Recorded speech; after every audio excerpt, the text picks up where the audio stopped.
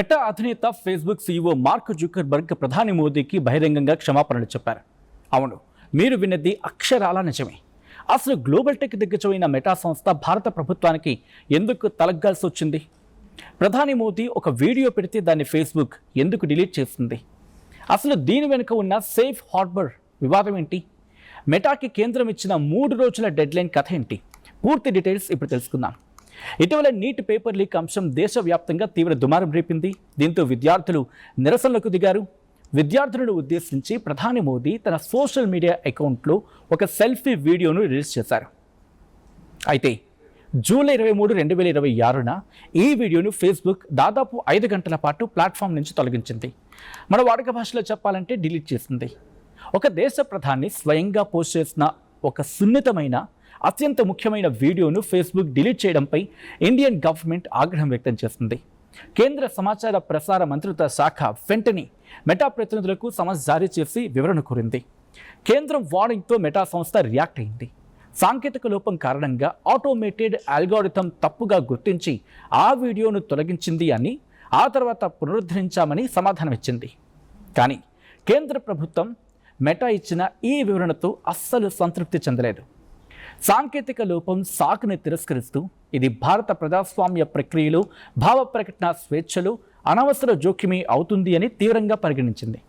అంతేకాదు, స్వయంగా meta CEO mark Zuckerberg వ్యక్తిగతంగా క్షమాపణలు చెప్పాలని డిమాండ్ చేస్తూ 3 రోజుల కఠినమైన డెడ్లైన్ విధించింది.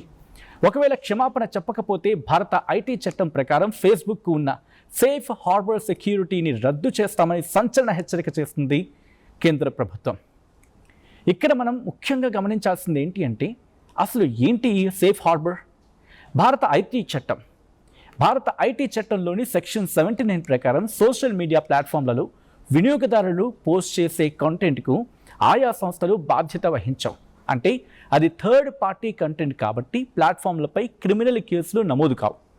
ఒకవేళ కేంద్ర ప్రభుత్వం ఈ సేఫ్ హార్బర్ రక్షణను రద్దు చేస్తే ఫేస్బుక్లో ఏ ఒక్క వినియోగదారుడు చట్ట వ్యతిరేక పోస్టు పెట్టినా, హానికర కంటెంట్ పోస్ట్ చేసినా దానికి మెటా సీఈఓ సహా కంపెనీ ప్రతినిధులపై నేరుగా భారతదేశంలో కేసులు నమోదు చేసే అవకాశం ఉంటుంది.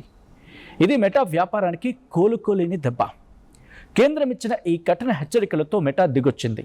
భారత్లోని భారీ వినియోగదారుల మార్కెట్ను, చట్టపరమైన చిక్కులను దృష్టిలో ఉంచుకొని మెటా సీఈఓ మార్క్ జుకర్బర్గ్ ప్రధాని మోదీకి వ్యక్తిగతంగా క్షమాపణలు చెప్పారు. కేవలం మోదీ వీడియో తొలగింపు మాత్రమే కాదు, ఇటీవల మెటా ప్లాట్ఫామ్స్లలో తీవ్రంగా వేధిస్తున్న CSAM డీప్ ఫేక్ కంటెంట్ వ్యాప్తి, ప్లాట్ఫామ్ నిర్వహణలో జరుగుతున్న పొరపాట్లపై ఆయన తీవ్ర విచారం వ్యక్తం చేశారు. అవును, ఆయన తీవ్రమైన విచారాన్ని వ్యక్తం చేశారు. ఇకపై వినియోగదారుల భద్రతకు, ప్లాట్ఫామ్ విశ్వసనీయతకు అత్యంత ప్రాధాన్యత ఇస్తామని, చైల్డ్ అబ్యూస్, హానికర కంటెంట్ను అరికట్టేందుకు మరింత కఠినమైన నియమాలు తెస్తామని జుకర్బర్గ్ హామీ ఇచ్చారు. ఈ పరిణామం తర్వాత ఇండియా తన డిజిటల్ సార్వభౌమత్వాన్ని చాటుకుందని విశ్లేషకులు భావిస్తున్నారు. ఎంత పెద్ద అంతర్జాతీయ టెక్ దిగ్గజమైన దేశ చట్టాలకు, సార్వభౌమత్వానికి కట్టుబడి ఉండాల్సిందని స్పష్టమవుతూ ఉంది. అసలు గ్లోబల్ టెక్ దిగ్గజమైన మెటా సంస్థ భారత ప్రభుత్వానికి ఎందుకు తలగ్గాల్సి వచ్చింది? ప్రధాని మోదీ ఒక వీడియో పెడితే దాన్ని ఫేస్బుక్ ఎందుకు డిలీట్ చేస్తుంది? అసలు దీని వెనుక ఉన్న సేఫ్ హార్బర్ వివాదం ఏంటి? మెటాకి కేంద్రం ఇచ్చిన 3 రోజుల డెడ్లైన్ కథ ఏంటి? పూర్తి డీటెయిల్స్ ఇప్పుడు తెలుసుకుందాం. ఇటీవల నీట్ పేపర్ లీక్ అంశం దేశవ్యాప్తంగా తీవ్ర దుమారం రేపింది. దీంతో విద్యార్థులు నిరసనలకు దిగారు. విద్యార్థులను ఉద్దేశించి ప్రధాని మోదీ తన సోషల్ మీడియా అకౌంట్లో ఒక సెల్ఫీ వీడియోను రిలీజ్ చేశారు. అయితే జూలై 23, 2026న ఈ వీడియోను ఫేస్బుక్ దాదాపు 5 గంటల పాటు ప్లాట్ఫామ్ నుంచి తొలగించింది. మన వాడుక భాషలో చెప్పాలంటే డిలీట్ చేసింది. ఒక దేశ ప్రధాని స్వయంగా పోస్ట్ చేసిన ఒక సున్నితమైన అత్యంత ముఖ్యమైన వీడియోను ఫేస్బుక్ డిలీట్ చేయడంపై ఇండియన్ గవర్నమెంట్ ఆగ్రహం వ్యక్తం చేస్తుంది. కేంద్ర సమాచార ప్రసార మంత్రిత్వ శాఖ వెంటనే మెటా ప్రతినిధులకు సమన్స్ జారీ చేసి వివరణ కోరింది. కేంద్రం వార్నింగ్తో మెటా సంస్థ రియాక్ట్ అయింది. సాంకేతిక లోపం కారణంగా ఆటోమేటెడ్ అల్గోరిథం తప్పుగా గుర్తించి ఆ వీడియోను తొలగించింది అని, ఆ తర్వాత పునరుద్ధరించామని సమాధానం ఇచ్చింది. కానీ కేంద్ర ప్రభుత్వం మెటా ఇచ్చిన ఈ వివరణతో అస్సలు సంతృప్తి చెందలేదు. సాంకేతిక లోపం సాకుని తిరస్కరిస్తూ ఇది భారత ప్రజాస్వామ్య ప్రక్రియలో భావ ప్రకటన స్వేచ్ఛలు అనవసర జోక్యమే అవుతుంది అని తీవ్రంగా పరిగణించింది. అంతేకాదు స్వయంగా మెటా సీఈఓ మార్క్ జుకర్బర్గ్ వ్యక్తిగతంగా క్షమాపణలు చెప్పాలని డిమాండ్ చేస్తూ 3 రోజుల కఠినమైన డెడ్లైన్ విధించింది. ఒకవేళ క్షమాపణ చెప్పకపోతే భారత ఐటీ చట్టం ప్రకారం ఫేస్బుక్కు ఉన్న సేఫ్ హార్బర్ సెక్యూరిటీని రద్దు చేస్తామని సంచలన హెచ్చరిక చేస్తుంది కేంద్ర ప్రభుత్వం. ఇక్కడ మనం ముఖ్యంగా గమనించాల్సింది ఏంటి అంటే, అసలు ఏంటి ఈ సేఫ్ హార్బర్? భారత ఐటీ చట్టంలోని సెక్షన్ 79 ప్రకారం సోషల్ మీడియా ప్లాట్ఫామ్లలో వినియోగదారులు పోస్ట్ చేసే కంటెంట్కు ఆయా సంస్థలు బాధ్యత వహించవు. అంటే అది థర్డ్ పార్టీ కంటెంట్ కాబట్టి ప్లాట్ఫామ్లపై క్రిమినల్ కేసులు నమోదు కావు. ఒకవేళ కేంద్ర ప్రభుత్వం ఈ సేఫ్ హార్బర్ రక్షణను రద్దు చేస్తే ఫేస్బుక్లో ఏ ఒక్క వినియోగదారుడు చట్ట వ్యతిరేక పోస్టు పెట్టినా, హానికర కంటెంట్ పోస్ట్ చేసినా దానికి మెటా సీఈఓ సహా కంపెనీ ప్రతినిధులపై నేరుగా భారతదేశంలో కేసులు నమోదు చేసే అవకాశం ఉంటుంది. ఇది మెటా వ్యాపారానికి కోలుకోలేని దెబ్బ.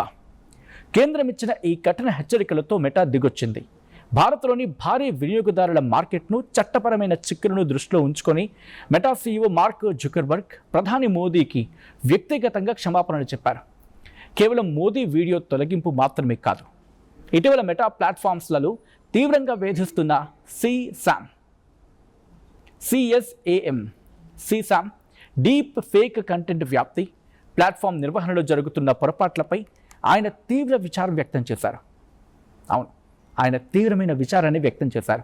ఇకపై వినియోగదారుల భద్రతకు, ప్లాట్ఫామ్ విశ్వసనీయతకు అత్యంత ప్రాధాన్యత ఇస్తామని, చైల్డ్ అబ్యూస్, హానికర కంటెంట్ను అరికట్టేందుకు మరింత కఠినమైన నియమాలు తెస్తామని జుకర్బర్గ్ హామీ ఇచ్చారు. ఈ పరిణామం తర్వాత ఇండియా తన డిజిటల్ సార్వభౌమత్వాన్ని చాటుకుందని విశ్లేషకులు భావిస్తున్నారు.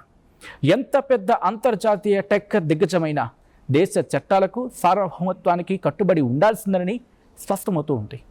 మరి బిగ్ టెక్ కంపెనీల నియంత్రణపై భారత ప్రభుత్వం తీసుకున్న ఈ కఠినమైన నిర్ణయంపై, అలాగే మార్క్ జుకర్బర్గ్ క్షమాపణ చెప్పడంపై మీ అభిప్రాయం ఏంటి? కింద కమెంట్ సెక్షన్లో ఖచ్చితంగా మెన్షన్ చేయండి.